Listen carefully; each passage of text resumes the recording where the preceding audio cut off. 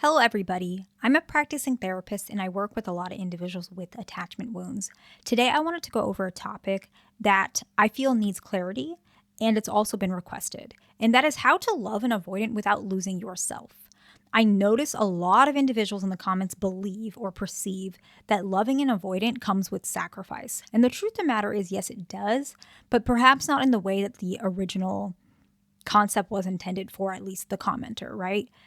It's not going to come with you losing your entire, rule set of relationships. You're going to lose your needs. That shouldn't be happening, at least not in the long term. Both individuals can adjust here and there in the relationship, but we never want somebody to lose themselves.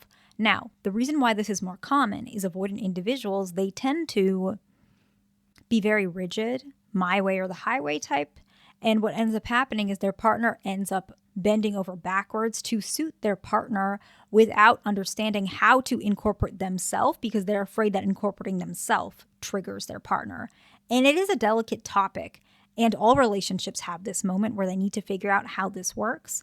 And so I've kind of, come up with some strategies while I'm practicing with couples and just ways that both can at least get some of their needs met, because you can't get all your needs met with your partner. You got to meet each other halfway, etc. But I have come up with some strategies. So I do think this will be helpful, at least so you don't lose yourself while continuing to let your avoidant partner feel loved, and y'all can get closer, right? And get more deeper into your commitment and love for each other. So the very first one is clear communication. This is very important. It establishes trust. And it also helps when the avoidant is pulling away, by the way, because what ends up happening is because you remain very clear, they don't feel like there's a lot of ambiguity in the relationship and they don't feel like there's, forms of manipulation. And so they actually are less likely to pull away in general because you communicate very clearly and they don't feel like you're ever going to try and trick them. So the approach is actually to be calm and logical and avoid aggressive demands. And this can be challenging, of course, especially for anxious, preoccupied, and fearful, leaning anxious, but it can be challenging for anyone because being calm and logical is not always natural, right? Especially when maybe you're hurt or something's bothering you. But it's always important to remember to approach all of your feelings preemptively and prior to actually having some sort of explosive emotion or crashing out where you're bottling that feeling. So I always tell patients, express yourself while you feel the emotion, or at least give yourself a little bit of time to process it and then go ahead and express it before you're feeling aggressive about it. So I'm going to give an example that is common, and it might sound a little specific or silly, but it's very common where the anxious or the non-avoidant partner, well, not non-avoidant, but the anxious or fearful leaning anxious is female, and the dismissive avoidant or fearful avoidant leaning avoidant is male. And that is actually hormonal fluctuations prior to like a menstrual cycle, right? So females, before and during their cycle, they have more emotions or mood swings, and that's normal. It's just the way the body's processing these things. And what ends up happening is a lot of times they may feel emotions that they're not used to managing, or they may have been bottling up and it's starting to come out more obviously because of those hormonal moments. And so a way to clearly communicate could be, taking a screenshot of, the little app where you're about to be on your cycle, or mentioning to your partner, I'm having a little bit of mood swings. I know that my cycle is coming up. Just letting you know, don't take it personal because it's not you. No worries. But during this time, I like more hugs and kisses and more affection. So I would appreciate that. Thank you for listening, whatever it is. And that allows you to be calm and logical. You're still asking for yourself, but you're also establishing a foundation of it's not you. So if I do end up being a little bit, emotional and it comes across at you, it is because, I'm being a little hormonal, which does happen. It's a true thing. And so that's an example of how to communicate clearly, okay? The next one is calling your partner out for particular behaviors. And that doesn't mean repeatedly calling them out. Give it time, but allow them to recognize what is going on with them so they feel like they can trust you, especially when you say it calmly and not in an aggressive way, right? So it is crucial to address unhealthy behaviors, but do it in a caring manner that's calm while also remaining logical as you can, right? So let's talk about an example. Let's say your partner has been, or maybe they are less affectionate in public. Avoidant individuals are very, they can be a little bit self-conscious of what other people think, especially when it comes to affection. And so a lot of them are not the biggest fans of displaying public affection, right? Affection in public, excuse me. And so an example could be that you want to address that as the partner and you feel like that's something you need for yourself. You want a little bit of affection, maybe hand holding, maybe hugging, maybe cuddling on the bench, whatever it may be. But you also feel like it makes your partner uncomfortable. And maybe your partner has mentioned they're not a fan of it. So you already know, so you're not making an assumption when you're saying this, but you may say, I noticed that you're less affectionate in public than when we're together in private. I noticed that it does make you uncomfortable. Is there any way we can bridge that gap? Because I like public affection, right? Just talking about it. And you can always mention, because some of them need reassurance and disclaimers, you can also mention, I'm not pressuring you. I'm not trying to change you or change your mind. I'm just asking you that we can meet in the middle. Something like that. Because a lot of avoidants, they need a lot of reassurance. It sounds silly to somebody who's not an avoidant, but that little reassurance means a lot. So adding that at the end may help. And always frame your concerns and your feelings. Your concerns and what you want motivated as a change of behavior around your personal feelings rather than demanding a change, right? Because another way to say this, which is not healthy, would be more of an aggressive, perspective would be, you're never affectionate in public. You know how that makes me feel? I feel so lonely. I feel so embarrassed, right? That's very different from what we had just described. And I would prefer that individuals of all types learn to at least adjust what they're feeling, because it doesn't mean your feeling is wrong. And it's okay if you make some mistakes here and there, not mistakes, sorry. It's okay if you express yourself a bit more aggressive some of the time, but it's much more important to recognize you probably won't get your needs met, and I want you guys to get your needs met. So it's a lot easier to get your needs met when you're more calm and logical and not putting your partner on the defensive, right? And nothing is black or white. You guys need to modify it for you and your partner, okay? The next one is timing of your communication. So I want to give some context about what I mean, because it's probably going to take some explanation. There are certain times specifically for avoidant individuals where discussing certain issues may not be as immediate or pressing to them and may actually make the situation more stressful. So an example could be, let's say, I don't know, they had a really, really stressful day at work.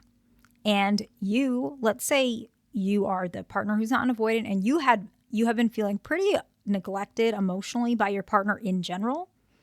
And it's probably because they've been busy, by the way. But today, because they were so stressed, has made you feel even more neglected, right? So now you both are not feeling so great. Then they come home from work. This is probably not the best time to bring this up. It might be better to wait on like a weekend where they're not working and they're more calm, or maybe after work on Friday, or when you're seeing them be a little bit more, happy, less stress. And you might, want to see, is this going to go away if they're feeling less stress, or if they're still neglecting some of your needs, you could address it when they're feeling a little bit better. And to add trust building exercises such as regular communication that is not about what's bothering you can also improve the communication, so the timing is not as acute and specific. So if you're talking to your partner throughout the day about positive things in general, if you do happen to bring up stressful events, they already have a positive perspective of you during that day and during the stress, so they know it's not going to come across as a very confrontational angle. So it's important to think about, okay? The next one is to, I guess I would say, like, follow up after a fight. This one's probably too specific, but I guess following up after silence might be a good way to put it. So basically after a fight, it's very important to give your partner space, but you also want to reach out to either apologize, take accountability, or check on your partner, because safety is also very important, right? Sometimes you're not checking up on your partner because you're feeling anxious and you need reassurance. Sometimes you're worried, are you okay?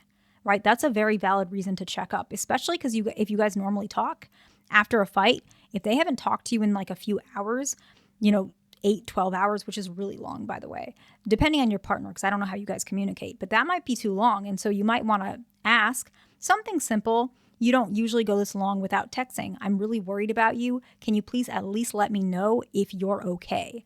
And it's very important, if they do answer, just, give them affirmation. I appreciate that you answered me. I was worried. I know that we had a fight. I'm over it. I want you to know that I'm not upset. I'm sorry for what I did or, what happened, whatever it was. And, I hope that we're okay. I'm glad that you're doing okay. Whatever it is, just to allow your partner to not be building frustration in silence, and for you to also, show them, I can manage my own moods. I don't need you to always fix my moods, right? Even if we had a fight, that doesn't mean suddenly I think you're the enemy. I can handle myself. You don't have to always take care of me. Because a lot of avoidant individuals, they pull away because they have this perspective that they're going to have to always, be there for their partner and reassure them when they might not always be able to, right? And that's actually pretty common with avoidance in general. That's why they pull away, or sometimes that's even why they break up, which I may have to get into in another video. But they always feel like they have to meet their partner's emotional demands, and it's overwhelming. So adding that probably never hurts, okay? The next one is similar to following up, and this would be addressing non-communication in general, right? So if your partner goes long stretches without communication and it bothers you, because if it doesn't, that's fine. But if it bothers you, it's very important once your partner returns from that non-communicative situation that you can mention after a little bit, because a lot of avoidance, they need a little bit of time. But, after a little bit, you could mention, I noticed that there are moments where we don't have communication. Is it because you're busy? Is it because you don't like texting in between dates? What's the reason? Because for me, I actually prefer us talking in between dates just a little bit. Is there any way we could meet in the middle, or you could at least shed some light on what's going on? Just addressing it and allowing them to recognize, oh, okay, this is something you want, because this is just the way they might operate. They might not realize it. And some avoidance might be like, oh yeah, that's okay. I'll give you a text every day or every now and again.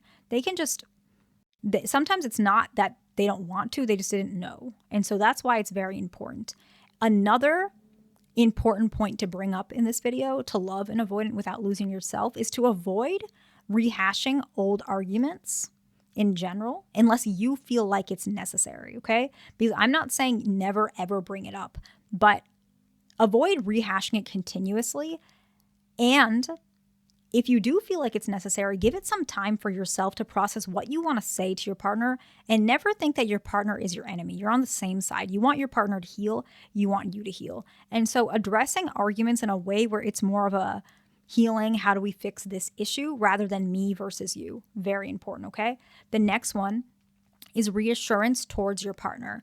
Now, it's very important that you can reassure your partner towards your willingness to accommodate them.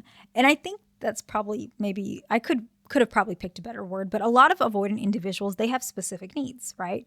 And so sometimes you do have to adjust who you are, not who you are, but the way you operate to help them open up, right? So like we had mentioned, and I'd mentioned this a lot in my channel, sometimes you have to reassure with, I'm not asking for this. I'm not trying to manipulate you. I'm not trying to, put you in a corner. I'm just asking a question, right? It sounds silly, but that actually helps avoidant individuals to recognize, oh, okay, you're not doing those things. Okay, good. Now I can hear you, because avoidant individuals, and I brought this up in another video, when they feel emotionally challenged or pushed in a corner, they can't hear what you're saying, even if it's reasonable, because they're just feeling their feelings right now. They're very flooded with their emotions. You can also mention, for example, let's say you want to get married in 5 years or 3 years. I want to get married in 3 years because, at that point I'm planning X, Y, and Z. How do you feel about that timeline? I'm willing to accommodate. So I just want your honest perspective. Do you think that's possible? I'm not going to be upset. And maybe they'll say possibly. Avoidants say that a lot when they're opening up. I know it sounds silly, but I see this so much. It's like a stage where they're like, no, and then they go possibly, and then they go yes. And so if you're in the possibly stage, they might be like, oh, possibly. But you could say, okay, that's understandable. I appreciate, how honest you are. I know it's not easy. and just clarify that. So it allows them to feel reassured that they are who they are and it's okay, right? I'm not trying to pressure you. I appreciate that you were honest. Something very simple, right?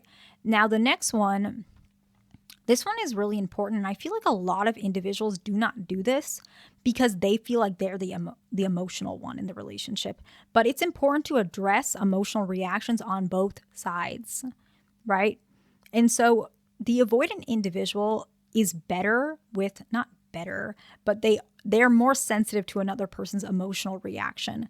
But I notice anxious, preoccupied, and fearful avoidant leaning anxious, but especially anxious, preoccupied, when their partner crashes out, they do not set a boundary. And a lot of avoidant individuals, at least in my office, they struggle with anger because that's one of my specialties, anger management. And so I'm not sure if all avoidants are like this just because my caseload can be limited to that. Well, a lot of avoidants do in general, but anger is a common, aspect that I treat. And anger is an emotional reaction that needs to be addressed. So if your partner is getting angry or they're cursing or raising their voice, it's very important once they calm down, probably not right during the moment because they're going to crash out more. It's very important to address. I've noticed that, you get a little bit upset when I bring certain topics up. I want to adjust the way I say it so I don't have to see you get so upset because it hurts me to see you upset. But do you think that you could work on your reactions as well? Because sometimes, I'm being honest, when you raise your voice like that, I get a little bit scared. And I know you're not trying to hurt me, but it's just my knee-jerk reaction. So I just wish that we could process things a little bit better so that we can have more smoother discussions going forward. What's your perspective on it? Something very simple, okay? The next one is open dialogue, like a dialogue that's opening for room for conversation. I don't know. Y'all know what I'm talking about. You know what I mean? So it's almost like you could mention, like, have you had a busy week? Or what are your plans for this weekend? Or what are you going to do for your mom's birthday, right? It's not a yes or no. Do you like this? Yes, no. It's almost like you're opening and allowing them to express themselves, which also allows them to feel like you're checking in on them in a gentle way instead of, do you have any plans this weekend? I want to hang out, X, Y, and Z, and I want to do this. It makes them feel like they don't have a choice. But if you're just opening things up and allowing them to express themselves, not only do they build trust towards you, you get to get their, more vulnerable feelings. So you're feeling close to them as well. So it's a very good way to connect to individuals. I really like that one, okay? The next one, in general, it's very important to understand both of you guys have probably different timelines, but that doesn't mean you're not compatible. And I know a lot of people are going to say that doesn't make sense. It's like the opposite of every single relationship guru or whatever they are called, coaches, whatever that is. I look at things much more from a clinical and therapeutic standpoint because that's my job. That's what I am. That's what I've studied. And so I know that timelines are fluid. And so if a partner says, I want to do this at this time, that doesn't mean much. I'm sorry, that sounds bad, but I have seen so many people just change their timelines depending on their life. I want to go to college. I want to finish my PhD at age, 26. And then something happens, right? I want to get married before 25. Something happens. I want to move to the West Coast. And then the prices go up. Whatever it is. Things happen, and that's just the way life is. And timelines are the same way. You can't get scared, or not, you can't. But it's not always reasonable to get scared if your partner says, I don't know if I ever want to get married. Because more often than not, this is just their defense mechanism. Not all the time, but if they're an avoidant, of course they're going to say they don't want to get married. They're an avoidant. But is that healthy? It might not be. So if they heal, they probably will be more open to getting married. So don't be frightened by their timeline, right? But be more aware that you may have to adjust your timeline a little bit to help promote trust and ease the anxiety for them, but also yourself. We'd kind of give an example earlier in this video, but it's all just important to, say that I'm willing to compromise and I'm okay with that as long as you know where I'm coming from. I would prefer X, Y, and Z. And as long as you're willing to hear me, I'm okay where we are right now. And if things change, I'll let you know. Something simple. Now, I'm never telling you to stay with a partner that you don't want. If you want to go to a secure partner who has more likely your timelines, go ahead, right? But if you want to stay with your partner, there's probably something you may have to get used to, right? In general, something to think about. And I would say the very last one that I want to make sure to put in this video is avoid urges of control or threats. This is pretty common with anxious, preoccupied, and fearful avoidant. Basically, I see it more common in like disagreements or when they're having an emotion. Basically, it's a form of control because you're using an ultimatum or a threat. Threat is probably a strong word. It's like an ultimatum is probably a better word, where you're saying, if you don't do this, then I'm going to leave. Or if you don't do this by this timeline, then we can't work out, right? And it's usually an emotional, it's like you're crashing out. It's an emotional explosion. But you're doing it because you want your need met right now. But it's more important to recognize that that may happen sometimes, but more often than not, you're losing connection with your partner by behaving that way continuously. It might not work in the long run. And a better way is to use more gentle communication that is more structured and approachable for your partner, okay? I hope this video was helpful. Please like, subscribe, and I will see you in the next one.